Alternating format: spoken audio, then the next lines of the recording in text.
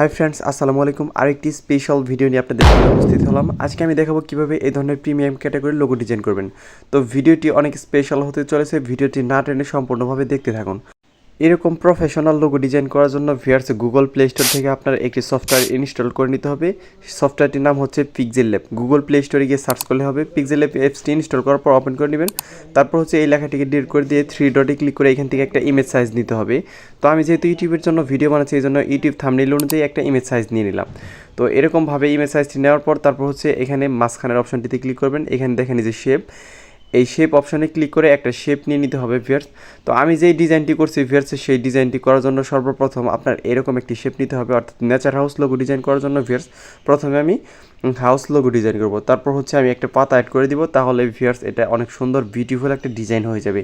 তো ভিডিওটির কোনো অংশ ভিউয়ার্স স্কিপ করে দেখলে কিন্তু আপনি টিউটোরিয়ালটি সম্পূর্ণভাবে বুঝতে পারবেন না, এই জন্য মনোযোগ সহকারে দেখতে থাকুন। আর যদি আপনার ডিজাইন করতে বোরিং লাগে তাহলে এই ভিডিওটি আপনার জন্য না, যারা প্রফেশনালি গ্রাফিক্স লাভার এবং কি ডিজাইন শিখতে চায় তাদের জন্যই ভিউয়ার্স। আমি টিউটোরিয়াল আকারে সম্পূর্ণ প্রসেসটি ভালোভাবে বুঝিয়ে দিব, এবং কি আপনি যাতে খুব সহজেই গ্রাফিক্স ডিজাইন শিখতে পারেন এবং কি মোবাইলের মাধ্যমে সেটা করতে পারেন, আমি সেই প্রসেসটি দেখিয়ে দিতেছি ভিউয়ার্স। তো দেখেন একটা শেপ তৈরি করে ফেললাম। তো এরকমভাবেই আপনার টিউটোরিয়াল দেখার সময় অনেক মনোযোগ সহকারে দেখবেন। আর সকলেই কিন্তু এরকমভাবে আপনার বোঝাই দিবে না যে কোথায় থেকে কী করতে হবে, জাস্ট হচ্ছে একটা ডিজাইনিং আইডিয়া দিবে যে আপনি এরকমভাবে ডিজাইন করতে পারবেন। কিন্তু আমি এখানে টিউটোরিয়াল ভিডিও দিতেছি যাতে আপনি খুব সহজেই ডিজাইনগুলো শিখতে পারেন এবং কি আপনিও একসময় প্রতিষ্ঠিত হতে পারেন এরকম ডিজাইন করে, বা ইউটিউবিং শুরু করতে পারেন, বা হচ্ছে আপনি গ্রাফিক্স ডিজাইন করে ফ্রিল্যান্সিং করতে পারেন। তো সেক্ষেত্রে ভিডিওটি কিন্তু খুবই গুরুত্বপূর্ণ আপনার জন্য, ভিডিওটি মনোযোগ সহকারে দেখতে থাকুন। তো এখান থেকে পার্সপেক্টিভ অপশনটি চালু করার পর দেখেন এরকম পার্সপেক্টিভ থেকে আপনি যে কোনোভাবে যে কোনো শেপ তৈরি করতে পারবেন। তো দেখেন আমি ঘরের চালার মতো ডিজাইন কিন্তু পার্সপেক্টিভ থেকেই দিয়ে দিলাম। এটা থেকে কিন্তু কোনো কালার ডিক্রেস বা ইনক্রেস বা কোনো শেপ দরকার হয়নি, জাস্ট হচ্ছে একটা শেপ অ্যাড করছিলাম, সেখান থেকে আমি সুন্দর করে বানিয়ে ফেললাম। তো এরকমভাবে একটা ঘর বানানোর পর এগুলোকে আমি কালার দিয়ে দিব। তো কালার দেওয়ার আগে ভিউয়ার্স আমি একটা জানালা তৈরি করে নেব। তো জানালা তৈরি করার জন্য ভিউয়ার্স এরকম চারকোণাকার একটা শেপ নেবেন। তো চারকোণাকার একটা শেপ নেওয়ার পর এখান থেকে আমি এই গ্রিল অপশনটি চালু করে সুন্দর করে মাঝ বরাবর বসিয়ে দিব। তো আরও শেপ অ্যাড করে ভিউয়ার্স জানালা যে ডিজাইনটা আছে সেটা ডিজাইন করার জন্য ভিউয়ার্স আরও শেপ অ্যাড করতে হবে।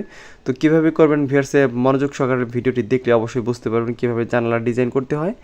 তো দেখেন এরকমভাবে প্রথমে একটা দিলাম, এটাকে কপি করে নেব ভিউয়ার্স, কারণ বারবার অ্যাড করা থেকে কপি করে নেওয়া ভালো।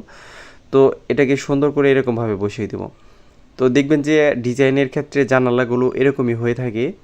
তো এটা তো আসলে প্রফেশনালি জানালা না, তারপরে হচ্ছে যে লুকসটা কিন্তু অনেক বিউটিফুল এবং কি অনেক সুন্দর ডিজাইন হইতেছে। তো কালার এবং থ্রিডি ডিজাইন দেওয়ার পরে বুঝতে পারবেন এই ডিজাইনটি কতটা সুন্দর।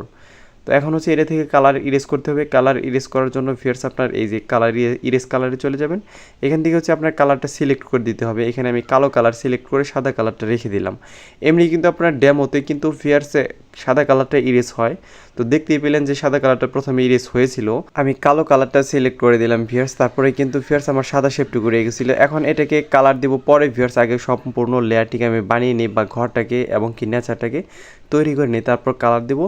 তো আবার শেপ অ্যাড করে এখন হচ্ছে যে ঘরের সামনে যে আমি একটা ডিজাইন দিছিলাম, একটা শেপ দিছিলাম, তো সেই শেপটা তৈরি করবো ভিউয়ার্স। এবং কি উপরে দেখেন এরকম একটা শেপ দিলি এই ডিজাইনটাকে আরও সুন্দর প্রিমিয়াম ক্যাটাগরি মনে হবে। তো এখান থেকে হচ্ছে যে আমি আরও একটা শেপ দিব এখানে, অর্থাৎ ঘরের থেকে একটা শেপ একটা স্পেস বের করার জন্যই কিন্তু ভিউয়ার্স এই প্রসেসটি করতে হবে। তো ওইটার কালার দিতে হবে ব্ল্যাক কালার, অর্থাৎ এই শেপটির কালার দিতে হবে ব্ল্যাক কালার, যাতে ঘরের সাথে ম্যাচিং হয়ে যায় এবং কি সুন্দরভাবে বসে যায়। তো এরকমভাবে এই শেপটার থেকে আমি কালারটা ইরেজ করে দেবো। তো ভিউয়ার্স দেখেন খুব সহজে এই কালারটা আপনি ইরেজ করতে পারবেন এবং কি অনেক সুন্দর একটা প্রিমিয়াম ক্যাটাগরি ঘরের ডিজাইন হয়ে যাবে।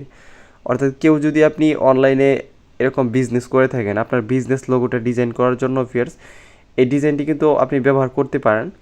তো আমি এরকমভাবে মার্চ করে নিলাম, অর্থাৎ ঘরের সাথে কিন্তু মার্চ করে নিলাম, ঘরের চালার সাথে, তারপর ইরেজ কালার করে দিলাম। দেখেন এই শেপটি কিন্তু চলে গেছে। এখন হচ্ছে এগুলোকে কালার দিতে হবে। তো কালারগুলো দেওয়ার জন্য কালার অপশনে চলে যাবেন। এখান থেকে আমি গ্রেডিয়েন্টের থেকে কালারগুলো দিব। আর এখান থেকে কিন্তু কালার বানানো যায় ভিউয়ার্স, গ্রেডিয়েন্ট থেকে আপনি চাইলে যে কোনো ধরনের কালার তৈরি করতে পারবেন। তো প্রথমে আমি এটা সিলেক্ট করলাম, এটা সিলেক্ট করার পর এটা থেকে আমি কালারটা তৈরি করব। তো কালার তৈরি করার জন্য এরকমভাবে আপনি প্লাস আইকনে ক্লিক করে দিবেন। তারপর হচ্ছে এই যে দেখেন দুইটা অপশন আছে।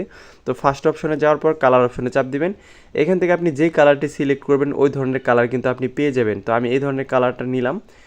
তো এরকম সবুজ কালারটি নেওয়ার পর ভিউয়ার্স ভালোভাবে নেবেন, আপনার যতটুকু প্রয়োজন ততটুকুই কিন্তু নেবেন। তারপর হচ্ছে এই পাশের যে কালার অপশনটা আছে সেটাতে ক্লিক করার পর আবার কালারে চাপ দিবেন। এখান থেকেও কিন্তু ভিউয়ার্স সবুজটাই দিয়ে দিব। সেখান থেকে আমি সবুজটার মধ্যে একটু আবসা আবসা কালো কালারের শ্যাডো যে আছে সেটা তৈরি করে নিলাম। দেখেন ভিউয়ার্স এখন কিন্তু প্রিমিয়াম একটা কালার হয়ে গেছে। তো এই শেপটাতে কালার দেওয়ার জন্য ভিউয়ার্স আমি এটাকে হালকা সাদা কালারের মতো একটা গ্রে কালারের মতো একটা কালার দিয়ে দিব। এটা পিক্সেল লেভে অটোমেটিকলি থাকে, সেখান থেকে আপনি দিতে পারবেন। তো জানালার কালারটা আমি রেড কালার দিয়ে দিব। তো রেড কালার দিলে দেখেন এটা আরও সুন্দর দেখা যায়। তো এখন হচ্ছে যে আমি সামনের শেপটা তৈরি করবো, এই জন্য একটা এরকম ফাঁকা শেপ নেবেন। এমটি একটা শেপ নেওয়ার পর হচ্ছে যে আপনার মাস্ক অপশন খুঁজে বের করতে হবে। তো এই মাস্ক অপশন থেকে কিন্তু আপনি চাইলে আপনার মনের মতো করে যে কোনো ধরনের ডিজাইন তৈরি করতে পারবেন। তো দেখেন এই অপশনগুলো দিয়ে কীভাবে কাজ করে। প্রত্যেকটা ডটের মধ্যে কিন্তু আপনার এরকম 2টা করে অপশন থাকে, যে অপশনগুলো আপনি নাড়াচাড়া করেই সুন্দর করে যে কোনো ধরনের শেপে ডিজাইন করতে পারবেন। তো আমি জাস্ট হচ্ছে এরকম শেপ প্রয়োজন, এজন্য কিন্তু এরকম শেপ করতেছি। আবার একটু পরে দেখবেন যে পাতার শেপ কিন্তু এখান থেকেই করতে হবে। তো কীভাবে করবেন ভিউয়ার্স আমি সেটা দেখাবো ধাপে ধাপে, দেখেন যাতে আপনি ডিজাইনটি খুব সহজে করতে পারেন। তো এখন হচ্ছে এটার কালার ব্ল্যাক দিয়ে দিতে হবে, কারণ হচ্ছে সামনে যে বাড়তি অংশটুকু আছে সেটুকু আমাদের ইরেজ করতে হবে। এজন্য এটাকে কালো কালার দিলাম। তারপর হচ্ছে একটা সাদা শেপ অ্যাড করে এটা সামনে বসিয়ে দিব, এই কালোটুকুকে ঢেকে দিব, অর্থাৎ বাড়তি যে অংশটুকু আছে সেইটুকুকে। তো এরকমভাবে ভালো করে ঢেকে দিতে হবে। তো ঢেকে দেওয়ার পর হচ্ছে এই 2টা লেয়ারকে মার্জ করতে হবে, মানে একটা পিকচার বানাতে হবে। মার্জ হচ্ছে যে আপনার কয়েকটা লেয়ারকে একটা পিকচারে পরিণত বা একটা অংশে পরিণত করাই হচ্ছে মার্জ। তো সেক্ষেত্রে হচ্ছে আমি এটাকে মার্জ করে নিলাম। তারপর হচ্ছে ইরেজ কালারে গিয়ে এটাকে কালারটা ইরেজ করে দেবো। তো দেখেন কালারটা কিন্তু চলে গেছে। এখন ভালোভাবে এই ঘরের সাথে ম্যাচিং করে বসাতে হবে, অর্থাৎ অ্যাডজাস্ট করে বসাবেন। তো অ্যাডজাস্ট করে বসানোর পর এটার কালার আমি রেড কালার দেবো, কারণ হচ্ছে এটা আমার কালার ইরেজ করতে হবে এবং এটা কপি করে এটার কালার রেড দিব। কারণ হচ্ছে যে আমাদের এই শেপটা এখানে রেখে দিতে হবে। রেড কালার যেটা দিতেছি সেটা ইরেজ কালার করতে হবে। তো কীভাবে করবেন সেটা দেখেন। প্রথমে আমরা এটার থেকে একটা টেকনিক বের করে দিই যে আপনি কীভাবে ডিজাইনটা করবেন। তো এটা সুন্দর করে এই কালো শেপের উপরে বসিয়ে দিবেন, একটু যাতে এদিক সেদিক না হয়, ভালোভাবে বসাবেন। তো বসানোর পর এটাতে স্ট্রোক দিতে হবে। এখন এটার কালার স্ট্রোক দিবেন, রেড কালারের স্ট্রোকই কিন্তু দিয়ে দিতে হবে। আমি 4-5-6-এর মতো স্ট্রোক দিয়ে দিব যাতে এটা মোটা হয়ে যায়, অর্থাৎ একটা স্পেস বের করার জন্য কিন্তু ভিউয়ার্স। এখন হচ্ছে এই ঘরে চালার সাথে হচ্ছে আমাদের উপরের যে লাল লেয়ারটি আছে সেটাকে মার্জ করে একটা পিকচার বানাতে হবে। এখন কিন্তু একটা পিকচার হয়ে গেছে। ইরেজ কালারে যাওয়ার পর এখান থেকে এটা অন করার পর এখন কালারটা সিলেক্ট করতে হবে, অর্থাৎ রেড কালারটা সিলেক্ট করার পর দেখেন রেড কালারটা কিন্তু চলে গেছে। এখন কিন্তু কালোর দেখেন একটা শেপ তৈরি হয়ে গেছে, অর্থাৎ এখন এখানে সবুজের যে অংশটুকু আছে সেটুকু আমাদের ইরেজার থেকে কেটে দিতে হবে। ঠিক আছে, একটু অংশ ছিল সেটা আমরা কেটে দিলাম। এখন দেখেন যে কালোর যে শেপটা আছে সেটার উপর দিয়ে কিন্তু একটা শেপ বের হয়েছে, অর্থাৎ ঘরের যে চালা আছে চালার সাথে। তো এটার কালার এখন আমি অন্য একটি কালার দিয়ে দিব। কালার অপশনে চলে যাওয়ার পর এখান থেকে আপনার পছন্দ অনুযায়ী কালারটা খুঁজে বের করবেন। এখানে আমি একটা সবুজ কালার দিয়ে দেবো, যেটা হচ্ছে হালকা সবুজের মতো থাকবে।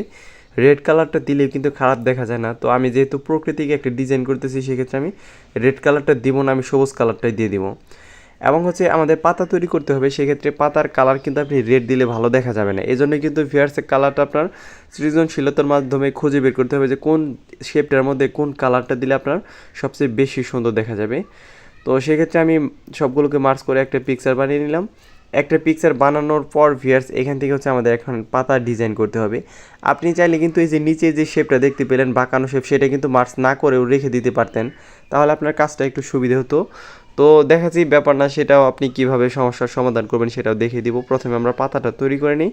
তো পাতাটাও কিন্তু ভিউয়ার্স দেখেন আমি যে প্রথমে যে শেপটা তৈরি করলাম সেরকমভাবেই কিন্তু মাস্ক অপশন থেকেই তৈরি করলাম।